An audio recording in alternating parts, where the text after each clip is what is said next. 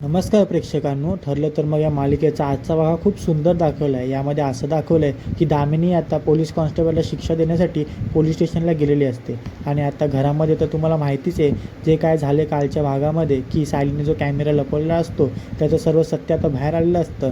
आणि घरातील सर्व मंडळी ही आता सायलीला खूप बडबड करत असतात.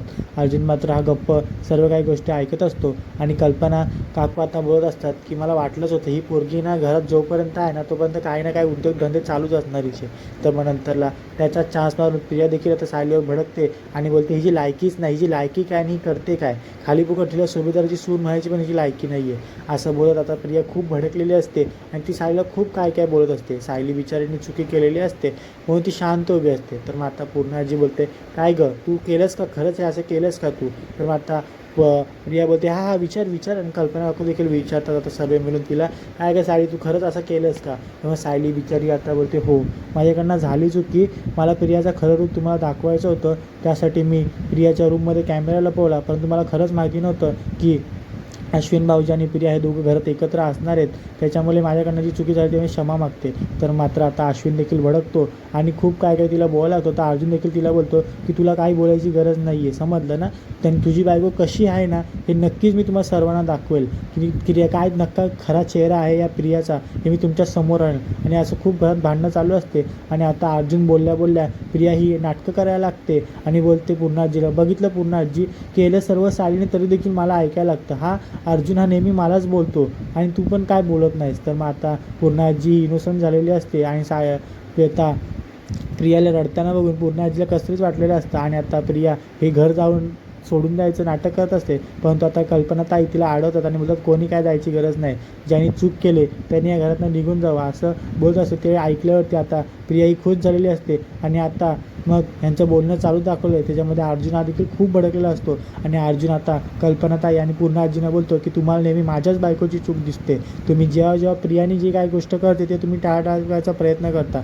माझी बायको तुमच्यासाठी सर्व काही करते, तुम्हाला खाणं वगैरे सर्व घरं नीटनेटकं ठेवते, ही प्रिया मात्र सर्व आयतं खाते तरी देखील तुम्हाला तिचाच पुलका येतो असा अर्जुन भडकलेला असतो आणि बोलत असतो. तर मग आता अश्विन बोलतो काय करणार, तुझी बायकोला तर कामच तेवढी येतात फक्त दुसऱ्यांच्या यात चुगलेपणा करायचा आणि बायकोनी चुगलेपणा केला वाटतं म्हणून तू एवढा बडबड करतोयस वाटतं.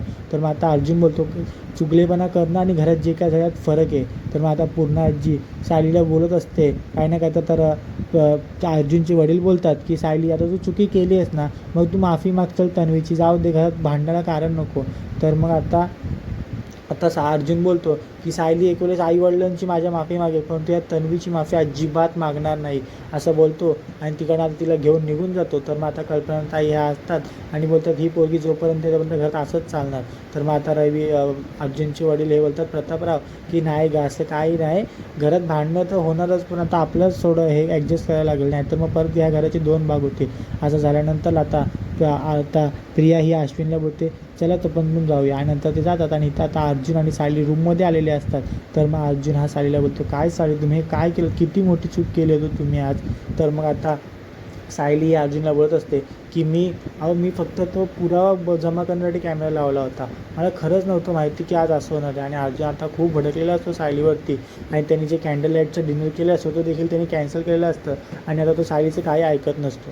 तर मग आता इथं दाखवलं आहे की साक्षी ही जेलमध्ये असते आणि कॉन्स्टेबल साक्षीला विचारत असते काय गं मर्डर केलेस ना तू आणि काय गं तुझं हे जामच मस्तीवाली दिसतेस तुम्हाला. आणि नंतरला साक्षी ही तिला उलट उत्तर देत असते. मग कॉन्स्टेबल ही साक्षीचा खूप छळ करत असते आणि महिपत तिकडनं पाहत असतो. आणि आता कॉन्स्टेबलनी साक्षीच्या कानफडत देखील मारलेले असते आणि तू काय तुझा बाप देखील तरी आता तुला वाचू नाही शकत असं देखील बोललेच असते. आणि ते सर्व महिपतने ऐकलेलं असतं.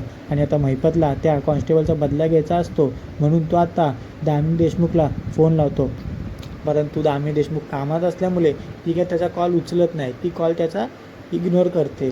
आणि दामिनी देशमुख बोलते काय हा महिपत किती याचा त्रास आहे नुसता. आणि आता इथं दाखवलं आहे की विमलताई आणि आता सायली ह्या देखील किचनमध्ये आहेत. तर आता आई बाबांना आमच्या आई आणि कल्पनाताई म्हणजेच आई बाबा त्यांच्यासाठी काय जेवण करायचं जेणेकरून ते खुश होतील म्हणून त्यांनी मस्त असं जेवण केलेलं असतं असं दाखवलं आणि चिठ्ठी लिहून तिथं ठेवते. आणि आता इथं दाखवलं आहे की महिपत हा साक्षीला भेटायला आलेला असतो आणि महिपत आता साक्षीला बोलत असतो, बेटा काही काळजी करू नको, तुझा हा बाप जोपर्यंत जिवंत आहे ना तोपर्यंत तुला काहीच होणार नाही. तर मग आता साक्षी बोलत असते, अजून किती दिवस मला इथं राहायला लागेल.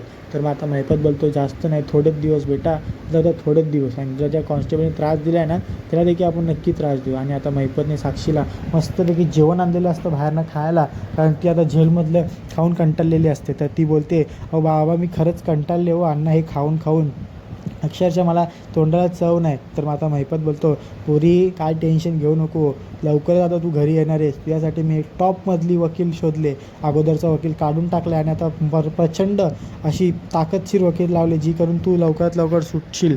तर आता त्या आशेने आता साक्षी खुश झालेली असते.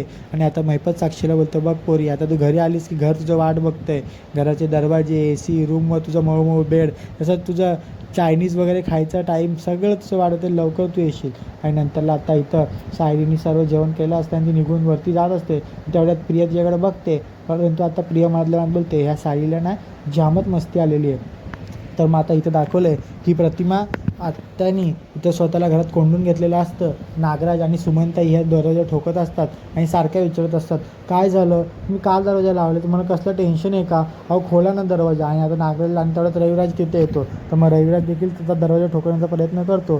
तर मग आता रविराज बोलतो, अगं प्रतिमा दरवाजा खोल, काय झालं आहे तुला.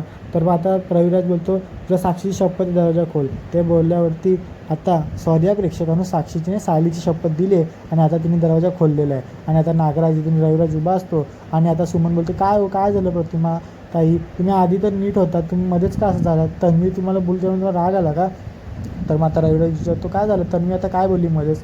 तर मग आता इथं दाखवलं आहे की आता सुमन सॉरी आपली विमल आणि इथं आलेली असते किचनमध्ये, आणि प्रतापराव आणि कल्पनाताई देखील आलेले असतात. आणि नंतरला इथं आता अश्विनचं आणि प्रियाचं दाखवलं आहे की अश्विन बोलत असतो की तुला माझ्यामुळे किती हा त्रास सहन करायला लागतो. तर मग आता प्रिया बोलते की त्या साईला फक्त तूच सरळ करू शकतोस, परंतु आता सोड, जे झालं ते झालं, असं ती हे करून आग लावते मस्त की अश्विनला, आणि साईच्या विरोधात मस्त तिच्या मनात राग निर्माण करून देते. आणि आता एका साईडला इथं दाखवलं आहे की अर्जुन हा सायलीवर नाराज असतो म्हणून तो काय खात देखील नसतो. तर सायली ही अर्जुनला गुळूगुळू करून नवीन नवीन काही ना काही गोष्टी बोलून त्याला गोड बोलण्याचा प्रयत्न करत असते. परंतु अगोदर काय अर्जुन तिचं ऐकत नाही, परंतु शेवटी तिला बायको म्हटलं की बायकोने लाडीगोडी लावल्यावर ती शेवटी हसलाच अर्जुन. आणि नंतर मग त्या दोघांनी देखील मिळून कॅन्डल डिनरचा प्लॅन केलेला असतो घरातल्या घरात. आणि आता मस्तपैकी ते दोघं जेवतात, एकमेकांना घास भरतात, ते देखील दाखवले. आणि आता शेवटला पाहू शकता की दामिनी देशमुख ही पोलीस स्टेशनला आलेली असते आणि त्या कॉन्स्टेबलला बोलते, काय गं तू माझ्या असिस्टंटला म्हणजे साक्षीला कसं काय मारलंस, हां एवढी हिंमत कशी काय झाली तुझी. आणि बाकीचं आपल्याला पुढील भागात पाहायला भेटेल. नक्की सबस्क्राईब करा.